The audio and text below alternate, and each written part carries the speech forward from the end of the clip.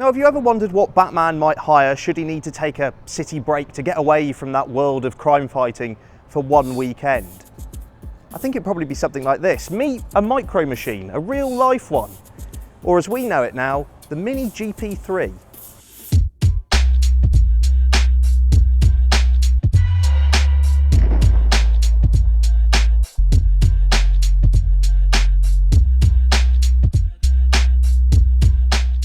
Would you just look at it? It's the pure embodiment of every 6-year-old's drawing, maybe minus a few machine guns here and there.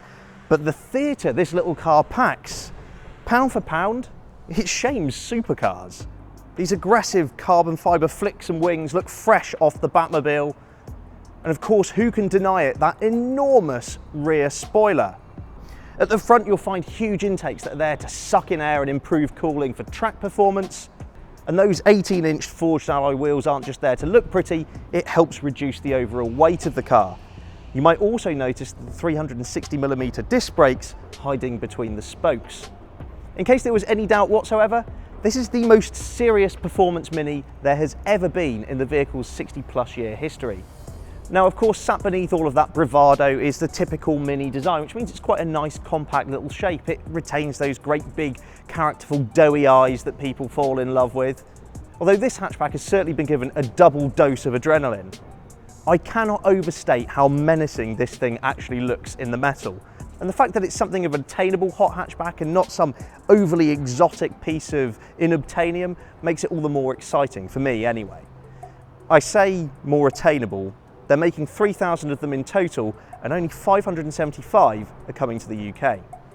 Jump inside and you're greeted by huge bolstered sports seats, but they aren't the only thing that denotes this Mini as being very different from its siblings.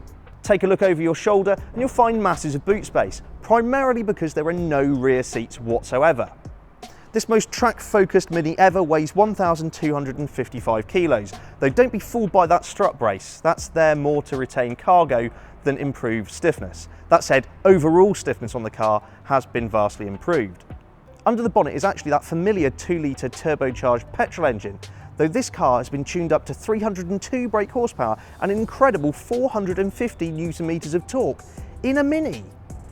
Power is channeled through the front wheels, resulting in a 0 to 62 time of 5.2 seconds and a top speed of 164 miles per hour.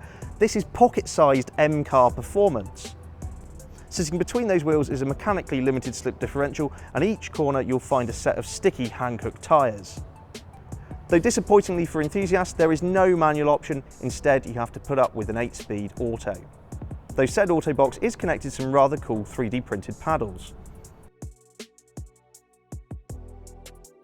So here we are on some wet and greasy British roads in the Mini GP3, and whilst this is to its detriment, being a powerful front-wheel drive hatchback, ultimately this is where it's going to live, on British B roads where people are enjoying the performance that's on offer. So arguably, it's a real-world test. Now you'll have to excuse my bright orange face mask. Obviously, with everything that's going on at the moment, these are sort of mandatory, and I'm also sharing this car with people today, so this will be staying on, but saves you from my ugly mug. So, to the boring bits first of the GP3, because it's such an assault on the senses, we sometimes forget that these sorts of cars probably will be daily driven. So, yeah, the ride isn't actually too bad. It's firm, but I think fair for the sort of car you expect it to be. Of course, it has no back seats, so I think that sets the stage quite nicely for what to expect. It absorbs bumps reasonably well. It's only when you hit a substantial pothole that you do get a bit of a nasty shudder through the car. That's something you've got to be careful of actually when you're driving this car hard, is that suspension doesn't thump and bump and upset the vehicle at just the penultimate moment into a corner, because things get hairy quite quickly, as we'll get on to. Driven around town, as you'd expect, it's a little bit boomy in here, but the automatic gearbox gets on with its job quite nicely. You don't really notice its shifts, it's quite imperceptible, and the steering, whilst weighty, isn't so much of a problem that you'd struggle pulling off a 3-point turn.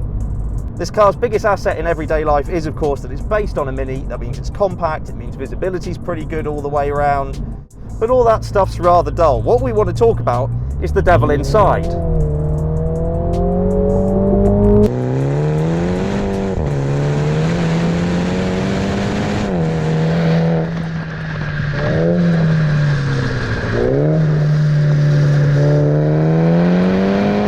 Now, over the years, is I've driven hot hatchbacks big and small of just about every flavour imaginable, and it's fair to say that I like them spicy.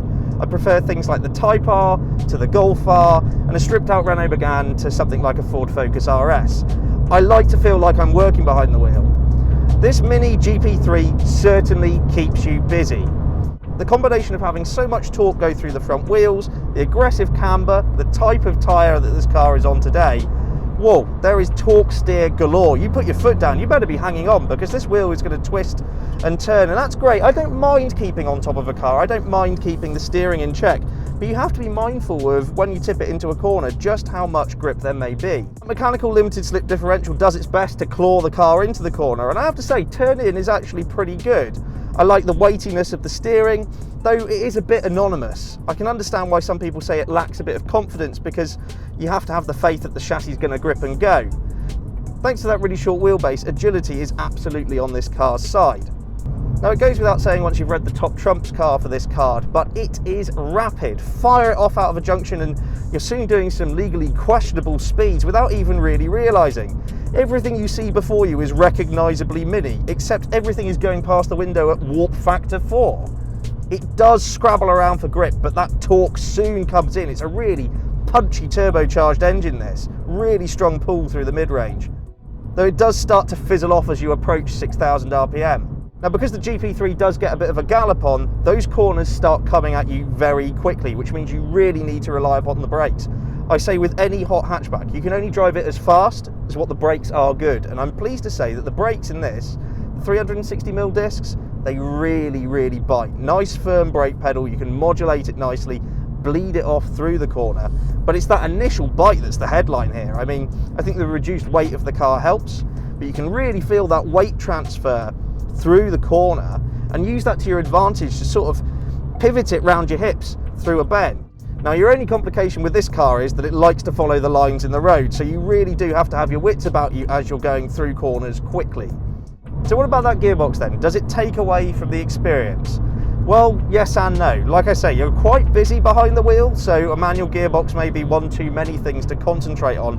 Though as an enthusiast, you really would want to see it. There's a tinge of old school hot hatch to this car, and so a manual box just makes a lot of sense. But ultimately, just like around town, the 8-speed left to its own devices is perfectly fine. Shifts are smooth, I never find it getting caught out as I'm driving it hard. However, what I will say is when you bump it over to manual mode and start to use these 3D printed paddles here, it does leave something to be desired. If you are flying into a fast bend hard on the brakes and you want to snatch a few gears down, it does take a second for the computer to work it out, and that can be a little bit frustrating whenever you're really on it. This whole car is so focused, it's disappointing actually that the gearbox seems to have been a bit of an afterthought. I can live with it not being a manual, but frankly, I think this auto in its manually selectable mode with the paddles should be a bit more lively. I think it is very easy to get caught up in the rarity of the GP3, its visual theatrics and the unquestionable performance that's on offer, but it certainly does have its flaws. It's not as easy to pick up and play as many other hot hatchbacks, and I think to the masses, that might be a problem.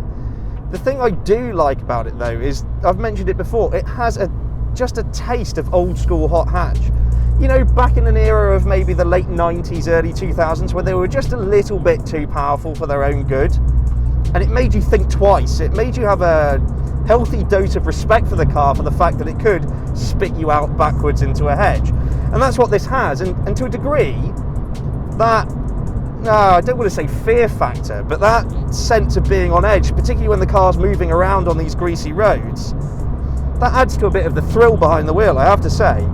Now, on a greasy road peppered with road imperfections, will the Mini GP3 try and kill you?